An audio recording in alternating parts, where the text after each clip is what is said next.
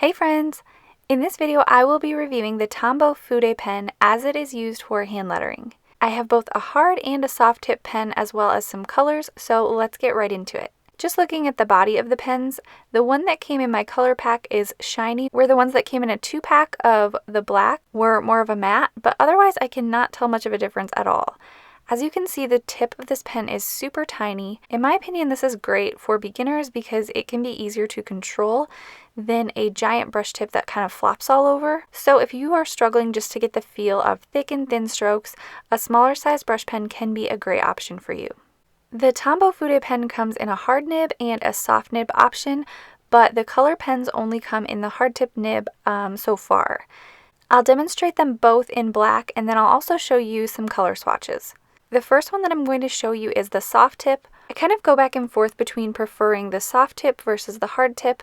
I think when I first began lettering, I liked the soft because it felt easier to me. The hard tip can feel kind of scratchy, and it also really shows any shaky lines that you might have. So I think that's why I kind of like the soft tip at the beginning. But then more recently, I got the pack of color brush pens and practiced with them a bit more, and I honestly really liked them.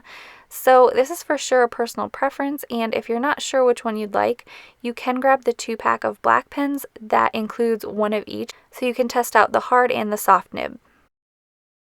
The second alphabet is the hard tipped, and you can see that at the beginning it was a bit dry.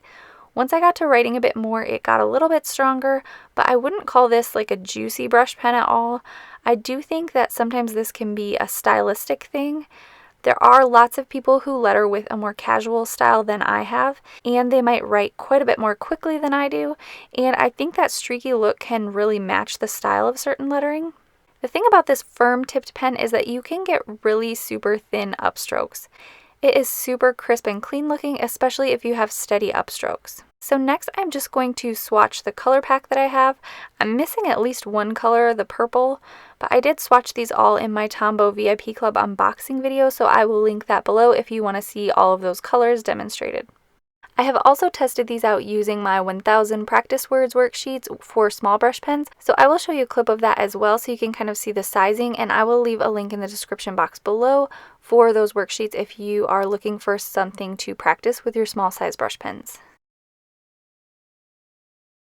I did want to go ahead and test this with water. I hadn't actually done this before, so to be honest, I was pretty surprised to see this hold up with so much water added to it. I did use marker paper with this, but still I really do not see much bleeding at all, if any. So after seeing that, I really didn't expect these markers to blend too much, but I still wanted to test it out. The method where you draw the darker ink into the lighter pen tip didn't work out all that well, as you can see. There was a bit of blue and then it pretty quickly turned to pink. After that, I was a bit surprised with how nicely the drawing on ceramic method worked. It still wasn't the most bold blending that I've ever seen, but I did get a bit of that purple color in the lettering here. I would definitely recommend picking up the color often and maybe even rotating the pen so that you don't get that streaky look like I have, like on the second L.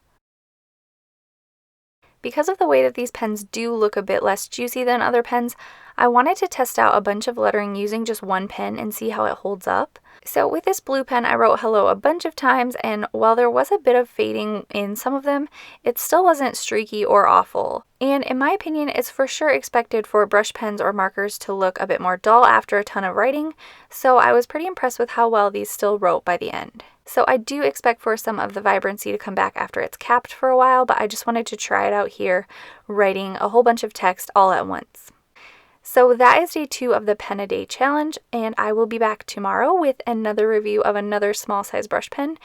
If you missed my Pentel Touch review, make sure to check that one out, and if you would like to find those 1000 words worksheets for small brush pens, I will leave a link for that below. Thanks for watching. Bye!